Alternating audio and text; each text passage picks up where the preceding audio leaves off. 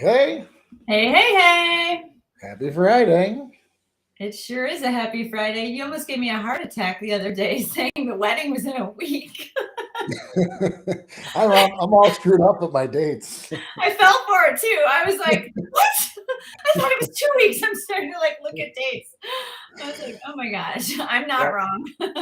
Well, when I was talking, and then I gotta just make sure with Uncle Bill and Mom because when I was talking with them, I'm like, all right, well, yeah, I got everything set for next week. I checked Uncle Bill's flight as soon as that's how I knew. I checked his flight. I was like, okay, it's not for 2 weeks. Yeah, I'm off. I'm off by a week. This is a crazy just month with my wife is traveling. My wife and daughter were traveling. You got the wedding coming up. My son's traveling. He's in Wisconsin right now. It's just like everyone was coming and going. It's just like the calendar is like full of stuff. So Try planning a wedding. no thanks. Woo! It's been fun. It's been a whirlwind, and it's not over.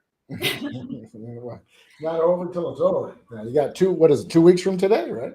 Yeah, I was just telling you, you might as well plan a wedding for 300 if you're planning a wedding for 50, because you think, oh, it's only 50, but then everything involved, it's just on a smaller scale, but it's still everything involved. So you have to coordinate everything and timings, and it's like, wow, I didn't do this the first time I got married because I was living in Poland and Mom and Brenda did it.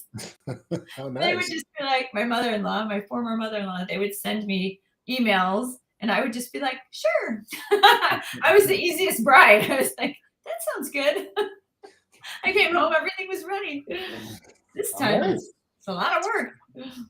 I don't even remember ours. My wife did everything as far as I recall. I think I was just answering questions, kind of music. How about the food? Sounds good. Sure. You had no comments on the food?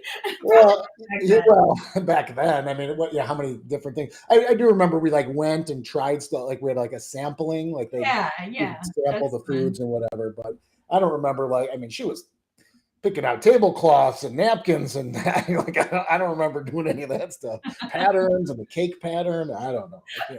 25 years ago. 26, I guess, when we were planning. Yeah, well, this is going to be really casual, but we are having it at the Botanic Gardens, I'm really happy about that because it's a super beautiful setting. It's in a garden and there's a canopy. So if it rains, we're covered. And then my friend Holly, her brother is a chef, Chef Raj, and he's doing a whole plant-based spread for us. So we've been going over and over the menu, and he's so awesome. He keeps coming up with these new ideas. He's like, how about a charcuterie board for when people are arriving? I was like, oh my gosh, that sounds great. How many plant-based cheeses can you make, Raj? That's what he said. He's like, I'm getting in these plant-based sausages and cheeses. And I was like, oh my gosh, this sounds so good. So yeah, we're gonna have that, and I think we're gonna do a taco bar, and he's gonna do 2 kinds of salsas. He's gonna do quesadillas. He's bringing a crepe maker to make fresh tortillas. Wow. He's gonna do 2 kinds of tacos, a beans and rice dish, a tres leches cake. So excited! It's gonna be good. Yeah, very good. So yeah, so that's all taken care of. The other day when you had mentioned Raj or whatever, I was telling Shan, and she was wearing the Roasted Raj shirt by weird coincidence. I know. What's Roasted Raj? He had, was it a sauce? I think it was a sauce he made. I mean, this is going back. He had donated a bunch of the promotional shirts to the picnics that I used to throw. Oh, wow. And Shan got one. And she was, I mean, it was just a weird coincidence. That's funny. Roasted Raj shirts. It's it's crazy. Well, Roasted Raj is going to be there. Roasted. Oh my gosh, that's his email. I just remember that. I saw who's Roasted Raj. It was not because we've been emailing. Yeah, Roasted Raj. Yeah, so anyway, it's coming together 2 weeks from today. Yeah, I'm looking forward to it. Oh, so we won't be here 2 weeks from today. We should mention that. Yeah, we won't be able to do a live that day, but yeah, that's true. Or that's okay. You might do a live from the wedding. That'd be fun. Yeah, live from the taco bar. Maybe I will. Maybe I will. Okay.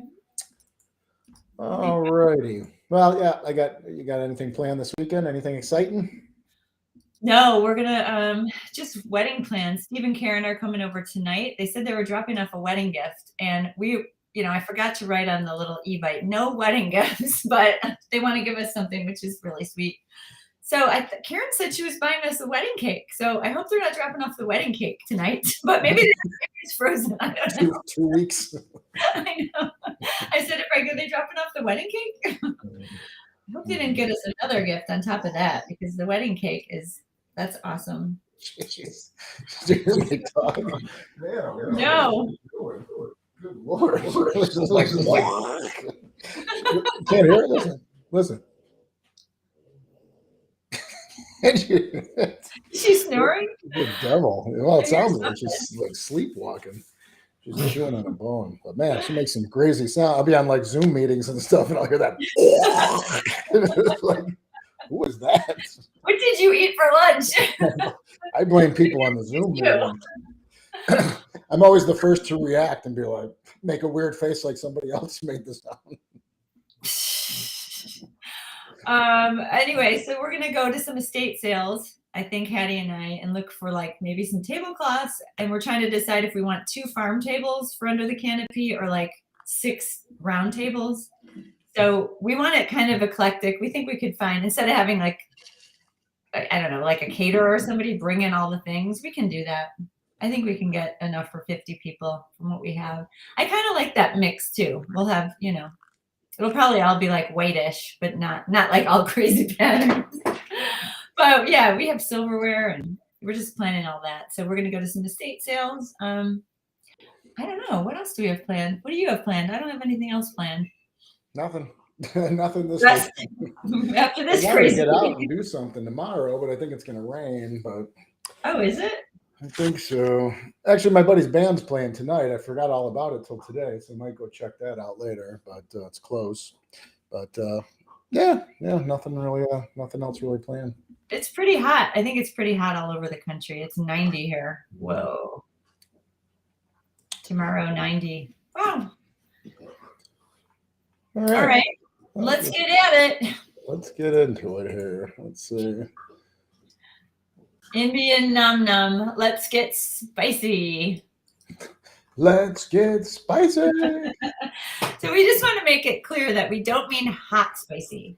And Indian food is known for being very hot spicy if you want it to be hot spicy, just like Thai food, but it doesn't have to be. We're talking about all the spices that make up that distinct Indian flavor, which is, to me, really delicious. These are a lot of spices like I don't typically cook with, like that's what, whenever I would see this kind of thing, it's like cinnamon and nutmeg, and I'd be like, cinnamon and nutmeg, going into like a main dish. It always seemed a little odd. But when you go out and you eat it, like you don't really know what's in it. I'll go to an Indian restaurant and order something. I don't know what they've spiced it with unless it says specifically. But yeah, and then you look them up and it's like, yeah, there's cinnamon in it, and nutmeg and cardamom and whatever. Yeah, and it's hard to picture what that all is going to taste like, because I think of cinnamon. I think of cinnamon pancakes, oatmeal cookies. Like I don't think of a dish like this, but it's so cool how when you blend it with the other spices, how they work together. And that's what you and I are learning when we're creating these dishes and like emulating Indian chefs, or wherever we get our recipes. Like we like emulate those and learn about all the flavor and spice combinations and mixing it with coconut milk and then even adding lemon at the end. I mean, half the time I feel like I'm in cooking school again, because it's like, it's so cool how like a little burst of lemon at the end even makes it even brighter. And I wouldn't have thought that with cinnamon and coconut milk. And it's so simple, but like other people have come up with these balances of flavors and they just work. And it's fun. And sometimes it's just kind of tweaking things out, seeing what you like, adding a little bit more. And that's what I do like about this. It's like, if I add a little bit more cinnamon, like I think that might balance this out a little bit more. So just getting a whole new feel for those types of flavors. It's fun. I mean, it's been fun. And I looked at a million aloo gobi recipes because I wanted to get a well-rounded idea. I know I love it, and I've ordered it a lot in Indian restaurants, but I had never made it before, especially without oil. And they all start with oil, of course. It's like fry the cauliflower, fry the potato. I mean, that's just what everybody does, and oil and the garlic and the onions. So of course I'm taking that out right away. But like, just, I saw, like, I love cumin seeds. I just, ever since Julie toasted them for one of our recipes like 2 years ago, can't remember what it is right now. I just fell in love with the toasting them. And she toasted, do you remember what recipe that is? Cumin seeds and mustard seeds. And it made whatever that dish was. We have it on the side. Of course, I forgot what dish it was. It made it pop. And I was like, the seeds, what? But see, those are the fun things for me, because then I learned that. So I just added them to this dish. And as soon as I added them, I was like, oh, it's so good. I just love those cumin seeds. But anyway, it's fun things like that that we learn. And then this one has garam masala in it. We use this in other recipes, but masala really just means spice blend. That's what it means. So I guess is it Hindu? What language would that be? Parsi? No, I don't know. But it means spice blend, probably all over the Indian world. And it's just a blend of all these spices we've been talking about, like coriander, cumin, turmeric, what else? Cinnamon, maybe cloves, I don't know, star anise. It's just maybe some pepper. So they already did the work for us. So that's that blend. And that taste is just, to me, like Indian flavored foods, you know. Yeah. That's in here. But you can find that anywhere if you haven't used it before, anywhere, just in the spice section. And then we use fresh ginger and fresh garlic and fresh onions. But this one is so easy. It's like 30 minutes in the pan. You just prepare your mise en place, get all your things ready, which is always the best way to cook. First, we make the spice blend, because that's even easier. You just throw all the spices together in a little bowl, and then you have that ready to just sprinkle on all together. And then the one thing I wanted to mention about this is to keep the cauliflower and the potatoes the same size, like roughly the same size if you can, because then they'll cook evenly. Because really you're throwing it all in a skillet and cooking it down so they get nice and soft. You're not parboiling the potatoes or cooking the cauliflower in the microwave, but you do put the potatoes in before the cauliflower, because the cauliflower, why don't we call it the aloo and the gabi? You put the aloo in first, the potatoes. Those take a little longer to cook. And then you put is it gabi or gobi? I should probably learn. I would say gabi, but I don't know. Gabi, but it could be gobi. I think it's gabi. Aloo gabi sounds like that's the way it should be. I think it's aloo gabi. Correct me if I'm wrong, somebody, but I think it's aloo gabi. So the gabi cooks a little faster, and it'll actually break down. So it's a little bit of a fine balance of testing your potatoes, testing your aloo to see if those are done, and hope the gabi doesn't cook faster. And it does start to break apart, but I think that's kind of nice, because when the potatoes and the cauliflower, what? Just have little smaller pieces to kind of, it kind of gets saucier, and the tomatoes just go away, you know, and those it's supposed to. And this is just absolutely delicious. I think everybody's going to love it. You could have it as a side dish if you want to make, you know, a couple of our other Indian dishes on the site. I mean, we have dal, we have samosas, we have, maybe we can link them somewhere. It's a good side dish, or even a main dish if you wanted to make a salad on the side or some bread. I mean, I could make a main dish out of that. Yeah. It's really good. So that's that. Anything you want to add? Is there anything else I forgot? Okay. Oh yeah, I do want to add one more thing. You can have this over rice too, or quinoa. Now all the dishes, our next dish too. I don't know. I just like these over quinoa, because I think we say brown rice or brown jasmine rice because that's typical. But if you try them over quinoa, they're really light. They're just, I don't know, quinoa is so light. It just makes it nice and light, because this is pretty heavy. This is filling. Especially with the potatoes. The potatoes and rice. Yeah. Okay, let's move on to our next dish, because that one I know for sure I had over quinoa. I think, did you have it over rice? Maybe you had it over rice. Yeah. I had that one over quinoa. Yeah, and this is something I've ordered. You know, I've ordered this in restaurants and had it. I've never had homemade, I guess. I've never tried making it, so it was a little bit of a challenge getting it all, getting it all right. And that's where, like as you try these. So same thing, you research authentic recipes and see how they make. A lot of times, you're right. Everything's fried in oil first, and or using like the beef fat or chicken skin or whatever that is, and that's what adds a lot of that flavor to a lot of these dishes. So kind of trying to balance that out. Just to get the flavor of the dish without the kind of the animal product flavor in there is is a little bit tricky. But yeah, this one came out awesome. I gotta say, like this. Yeah. Everyone here loved it. I mean, it was. Yeah. It is so good. And just like you said, okay, so I know people who've probably made chicken tikka masala, grew up with it like we grew up with Italian food. I know that they probably feel that this revolves around the chicken because there's like, in any type of cooking, there's a special way. This is a special traditional recipe. And I know that they cook the chicken. I think they add spices and yogurt to the chicken as a marinade, and then they cook it in a special tandoori oven, and then it chars. And we all know the chicken is juicy, and it's like the chicken alone is so spectacular, And then they start on the masala, the tikka masala, and the tomatoes and the coconut milk or however they make it. And it's fabulous. Okay, it is. But is it really about the chicken for us? It's like, no, we created all the same spices. The soy curls give it that texture that we're looking for.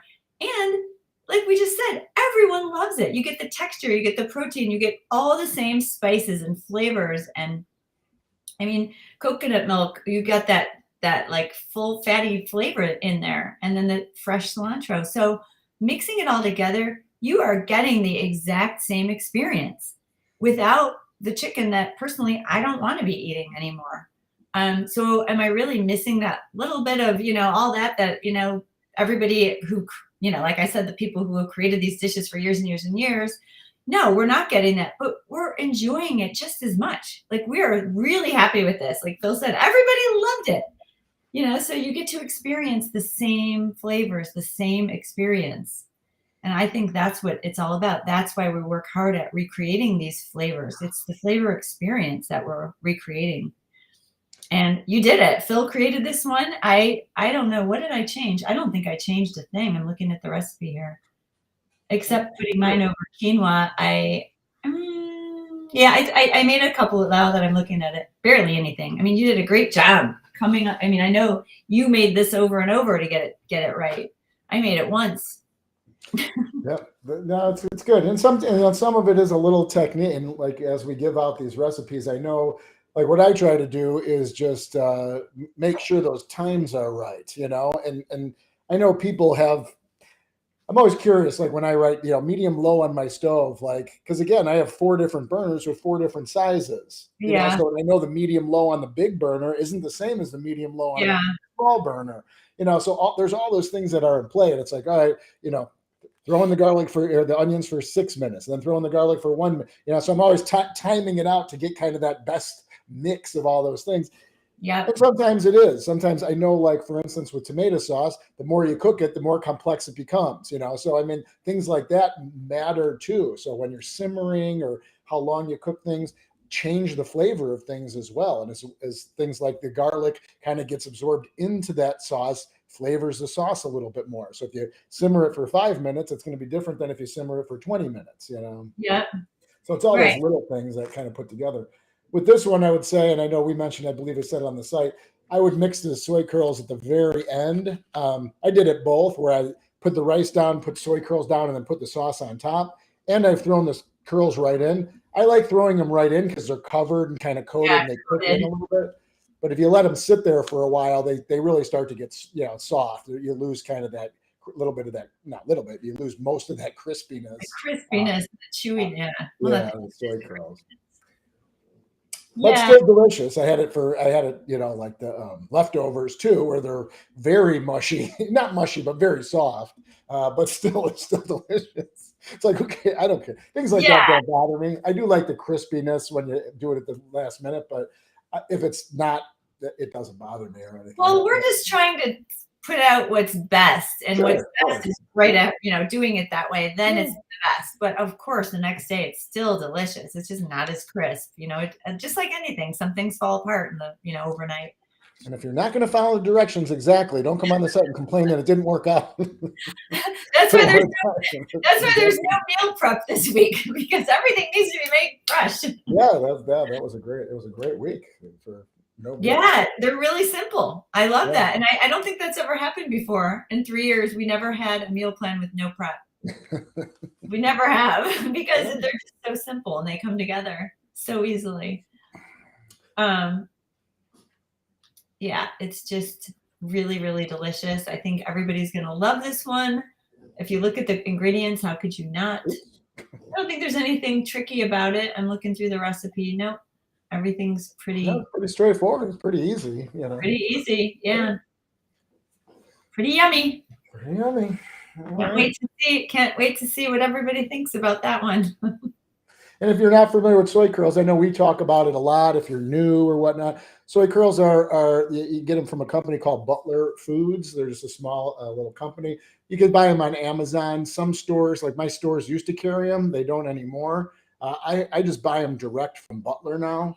And Butler actually has some pretty good deals. If you try them and you like them, I suggest you buy in bulk. You could buy like a 4-pack or a 6-pack, or I think they have like a 5-pound box you can buy. That's a little much, but yeah, these are great. The consistency is really good. They're very versatile on what you could use them. We have a handful of recipes in the recipe box where you can.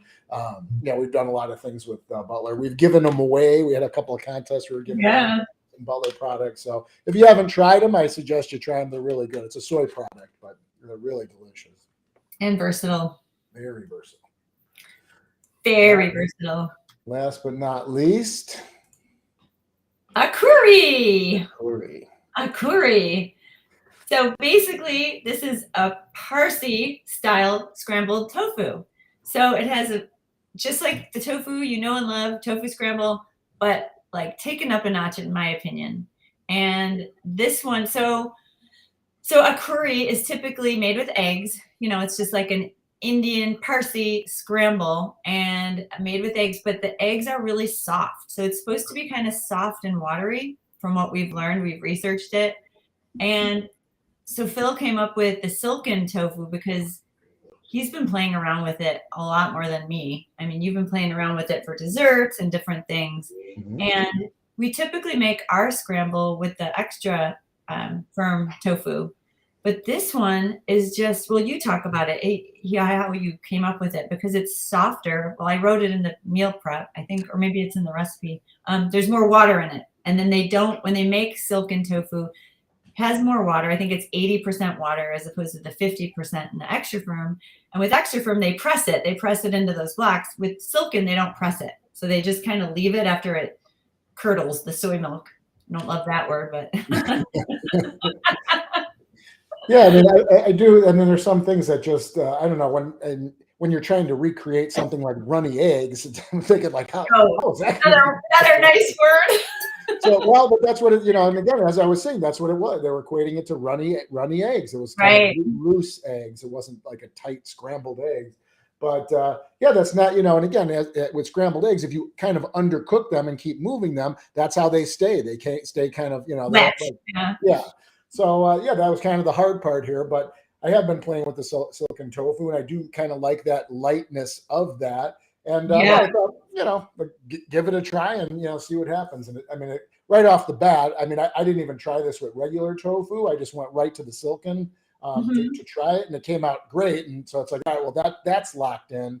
Then it was just a matter of, as I'm cooking, I was just using a little bit more water too to kind of keep it loose as well. So don't be shy, but you don't want to like waterlog it either. You don't want it soup, or you don't want it swimming in water. But I wouldn't be shy with throwing in a splash of water and kind of keeping it a little bit more loose. Yeah, and so if you make the garam masala, the chicken soy curl, the tikka masala, or you make the aloo gobi. Sorry, not super familiar with these words, as a main.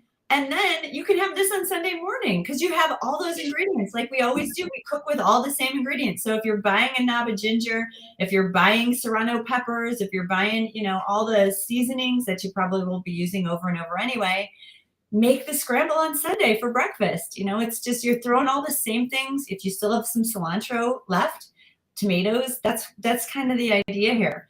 And yeah, it's just a fun new way. I had never made. I've been making tofu scrambles for 10 years. I never tried it with silken.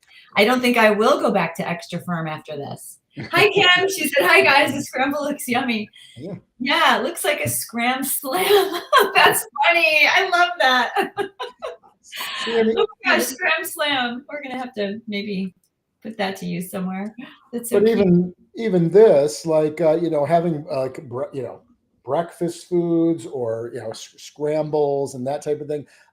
It was never really on my radar to have this type of spices in it, as far as like grated ginger and cilantro and onions and onions, but like cumin seeds and tahini. So like all those flavors, like, I don't know, I just don't think about doing that. It's like, oh, how would ginger taste in my eggs? And it's like, that doesn't sound good at all. But again, once you kind of get that blend of, you have the peppers, you have the tomatoes, you have the onions, you have the cumin, you have the ginger, it all kind of comes together. Garlic, all those flavors come together, and made a different type of breakfast. This isn't something I would, if I saw it on a menu and I was just reading the ingredients, I probably wouldn't buy it. It's just like that ginger kind of threw me. It was just like, I don't know, ginger and eggs. Like it just doesn't sound like it's going to go.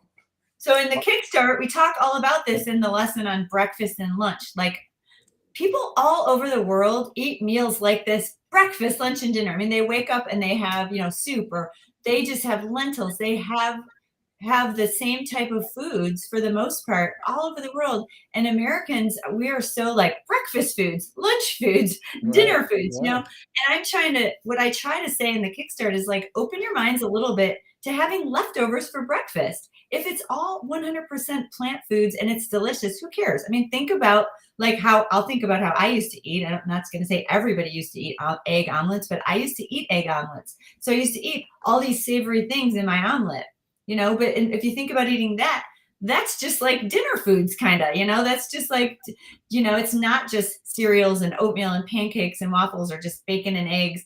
It's like, I want you to open your minds a little bit. I mean, I eat like stuffed potatoes for breakfast. I'll eat like a bowl of lentils with baby spinach stuffed into it. I mean, it might sound weird still to some of you, like, what, for breakfast?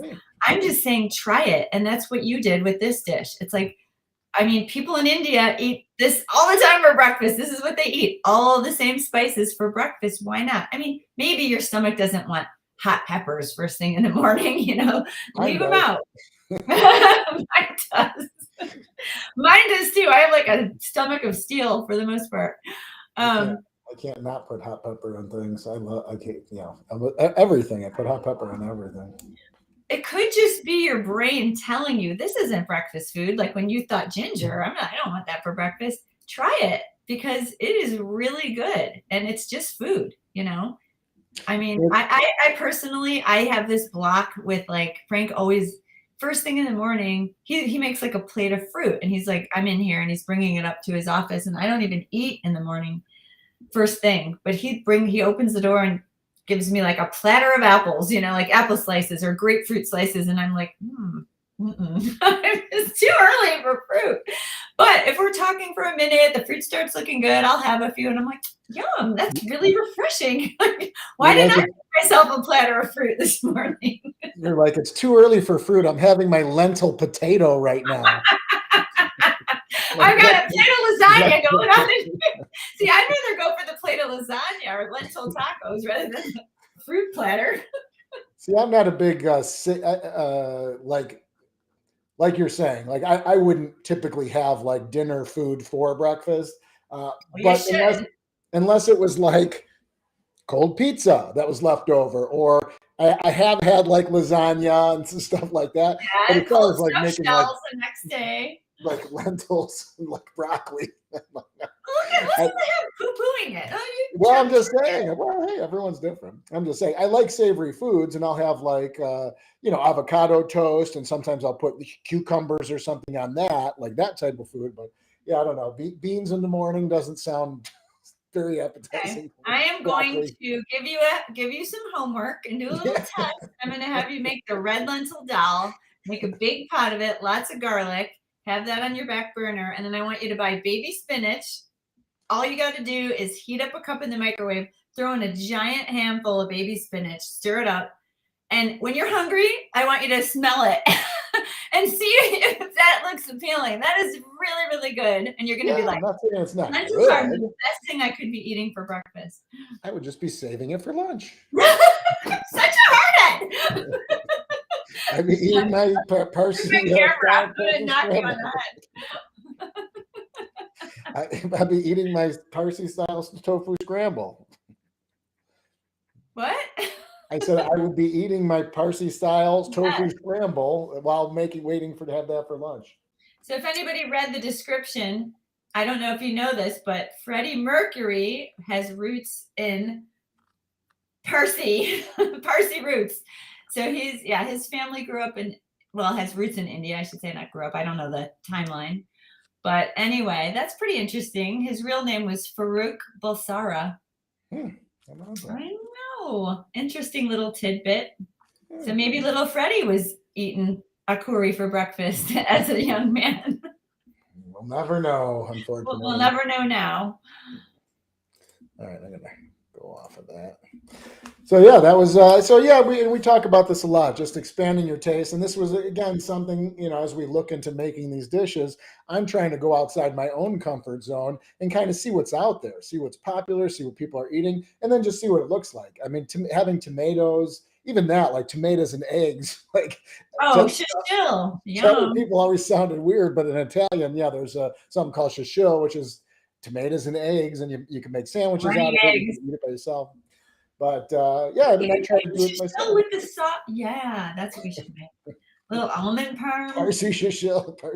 No, just regular shishil with tomatoes. Yeah, I see. Yeah, with the scramble. Basil and almond parm. Yeah.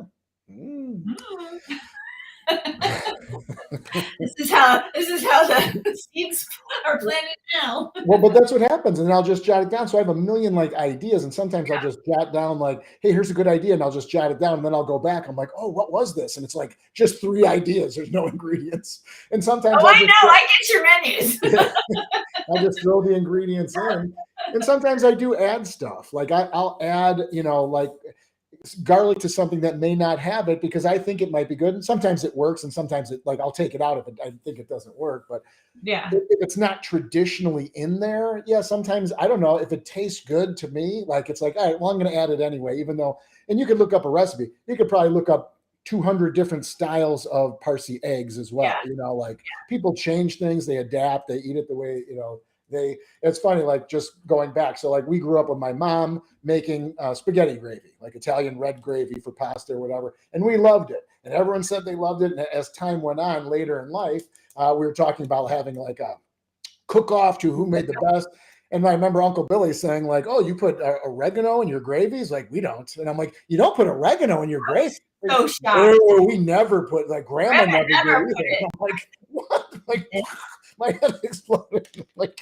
There's no way.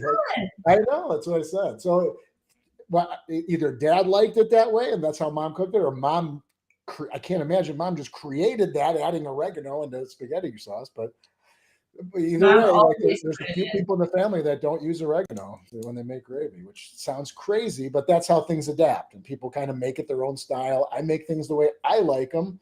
And then if people want the recipe, I teach people how I make it. This is what I do, And then we learned from mom, who learned from Grandma Caruso, and especially meatballs. My mom made really good meatballs, and she just put lots of garlic and lots of Italian flat leaf parsley, lots of pecorino romano cheese. They're meatballs. But anyway, it's just another thing where mom made them her own special way and then fried them in oil, and the outside was crispy, and we liked them. Everyone thought they were the best meatballs, right? And so now we make our meatballs, our plant-based meatballs, just using all those components with almond parm, but we use fresh parsley, lots of garlic. That's how we do it. But everyone loves mom's meatballs, and the gravy cook-off, which we never had. But your gravy was really the best. I loved his gravy. I'll take that as the win. Sorry, Mom. I grew up on Mom's gravy, which I also loved. But when I was begging him, and he wouldn't give it up, I said, I'm going to go through Amelia, his daughter. She's like, I'll never give it up. She was a little kid. I was like, I'm going to tickle you to death till you give me that recipe. I never got it. And I won't even make it now because I'm sure there was meat and cheese in it. He won't give it up. Well, she'll make it. I remember he told me more of a method. I always remember that. He gave me a hint. He said it's more of a method. Well, there were a few techniques that I learned that I applied that worked well. So it's like, all right, I'm leaving that, like that, What was that method? Give it up. There's a couple. When I make gravy, there's at least 2 that I do very specifically that I adapted to do. Gosh. So he's holding that. He's taking that to the grave. Taking that to the gravy.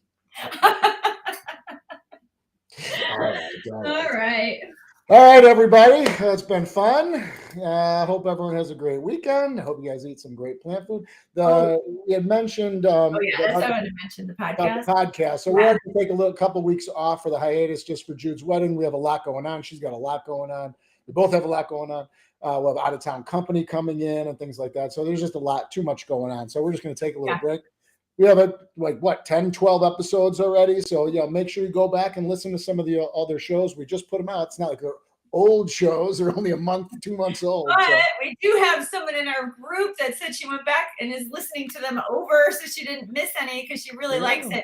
That makes me feel so good because sometimes you feel like nobody's listening because we don't know. I don't look at any of you look at the back of the behind the scenes stuff or whatever you would call that, the stats. I don't. So Jenny in our group always comments on the podcast, but I'm like, I don't know if anybody's listening. So for us to hear that is, Kim's here. She mentioned that a couple of times. See, she just said, we really enjoyed your podcast and our travels. When people get in cars, they're listening to it. That's nice. So that was really, really nice to hear that she was going back and listening to them all over. Because I was like, good timing because we're missing this. We're missing a couple of weeks because of the wedding. And of course, we're not going to stop cooking or doing the meal plans. We have a lot of foods we have built up for that. So we're good there. But yeah, the podcast is a little rough for these few weeks. But we'll be back. Yep. Sure. All right, everybody. Have a good weekend, and we'll see everybody soon. Being here.